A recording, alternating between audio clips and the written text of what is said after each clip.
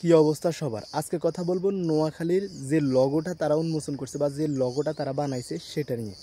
এখন পর্যন্ত আমরা হাজার হাজার লগো দিয়ে দেখেছি। এই যে দেখেন, এই একটা লগো নিয়ে বসে আছি। সো ক্রিকেট বলেন, ফুটবল বলেন, সকল টিমের একটা লগো থাকে, নির্দিষ্ট লগো।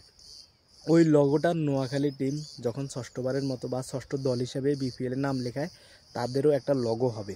এই ধরনের চিন্তাধারা অবশ্যই তারা করছে এবং তারা একটা লগো বানাইছে। এখন কথা বলবো কেন এই লগো নিয়ে কথা বলতেছি। দেখেন, আমরা কিন্তু অনেক লগো দেখেছি এবং প্রত্যেকটা জায়গায় লগো আছে, লগোর ছড়াছড়ি। কিন্তু নোয়াখালী ক্রিকেট টিমের যে লগোটা, সেটা আমার কাছে খুবই আনন্দ দিছে আমারে এবং আমার কাছে খুবই সুন্দর লেগেছে। কারণ একটা ক্রিকেটের লগোতে সেই জায়গার বা সেই দেশের সেই এলাকার ঐতিহ্য, ইতিহাস এবং ক্রিকেটের লগোতে ক্রিকেট সহ সব কিছু তুলে ধরছে এই ছোট্ট জায়গায়। এক কথায় অসাধারণ হয়েছে। আপনারা যারা যারা নোয়াখালীর লগোটা পছন্দ করছেন তারা অবশ্যই জানাবেন। আমার দুর্দান্ত পছন্দ হয়েছে এবং এই কাজটা যারা করছে, যাদের মন মানসিকতা থেকে এই কাজটা আসছে, অসাধারণ বলতে হবে। তাদের চিন্তাধারা কতটা সুন্দর এবং তাদের চিন্তাধারা আসলেই সুন্দর।